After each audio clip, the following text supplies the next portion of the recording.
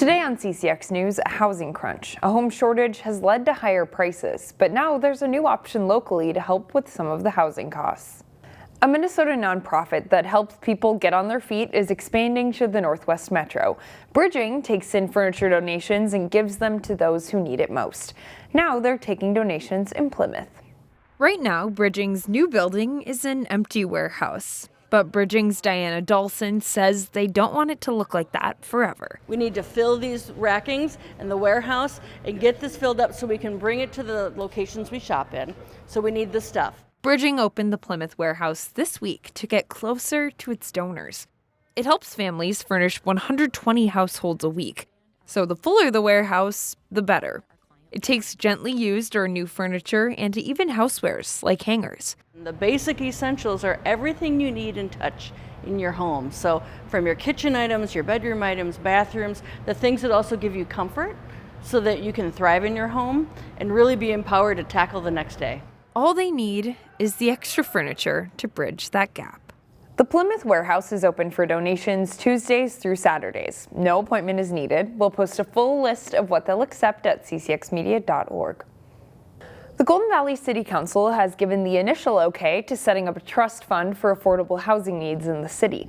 Here's how it would work. Money for the trust fund would primarily come from the city's Housing and Redevelopment Authority levy.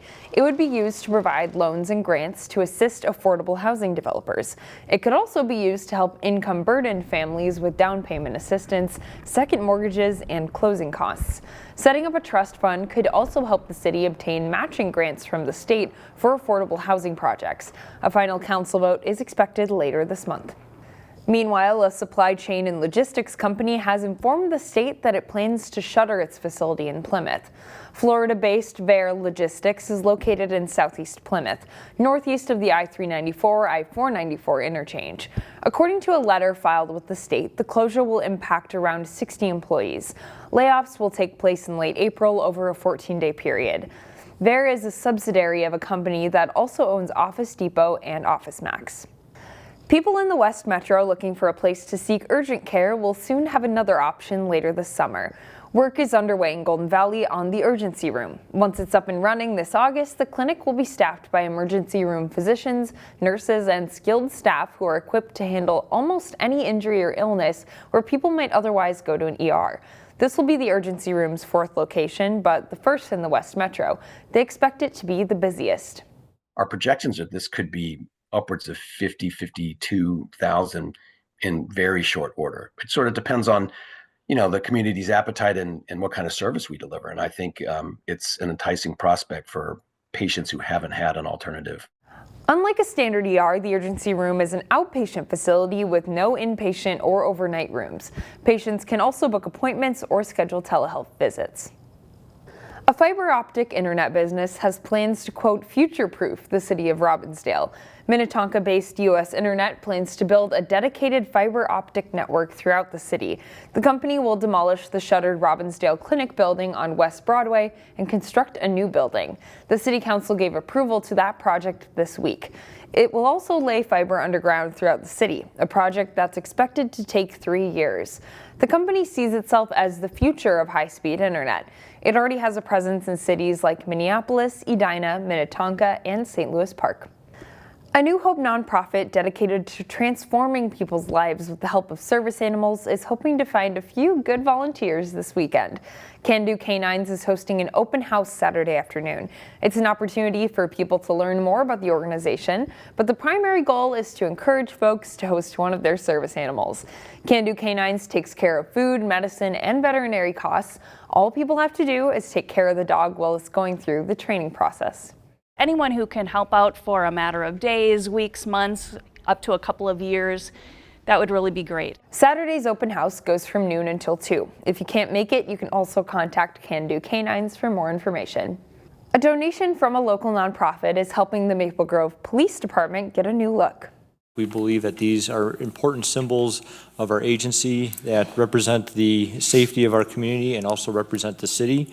And we believe that it will be a decades-long representation of who we are and the values that we have as an organization.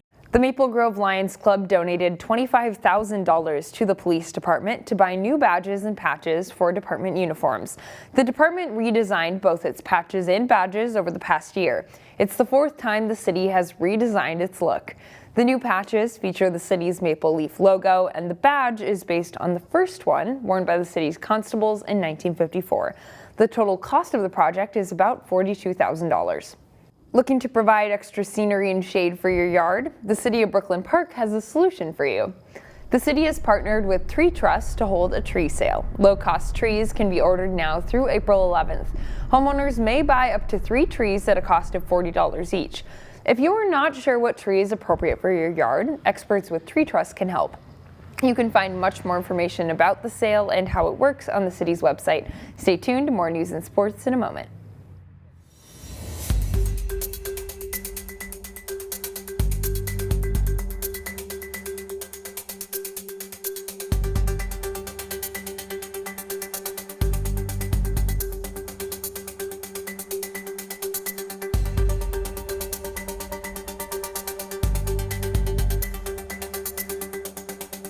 CCX Media, your source for great local programming, is available on Amazon Fire TV, Apple TV, and Roku. Our free app allows you to stream all 3 of our channels live. You also have access to a large on-demand library, including full sporting events and daily newscasts. To find us, go to the store, search CCX, and download our free app. Then sit back and enjoy all of your favorite local content. The CCX Media app, available on Amazon Fire TV, Apple TV, and Roku.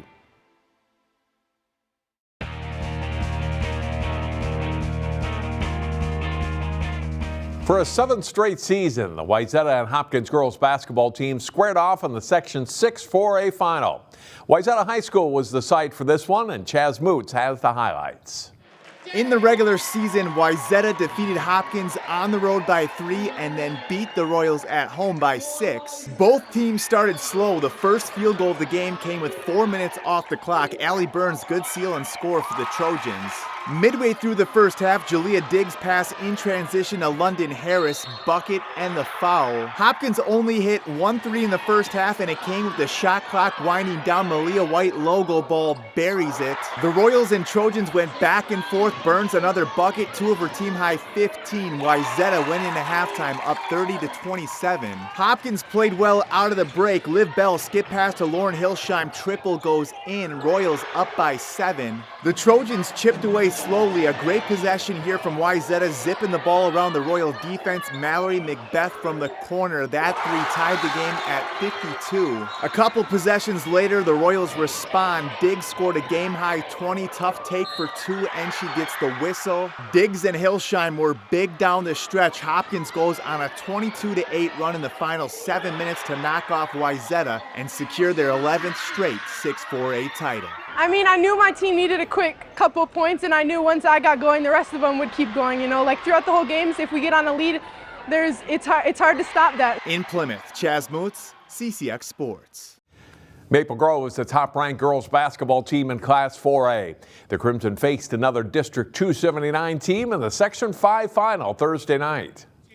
Heavy underdog Park Center, the 7th seed in the 5-4A tournament, coming to Maple Grove to face the top-seeded Crimson. Jordan Odie hits a 3-pointer from the wing for Maple Grove as the Crimson race out to a 12-0 lead in the game's first 4 minutes. Then Odie gets to the loose ball off the errant Pirates pass and takes it all the way to the basket to score on her way to a 25-point night. Lyric Singleton is Park Center's leading scorer. She drops in 3 here.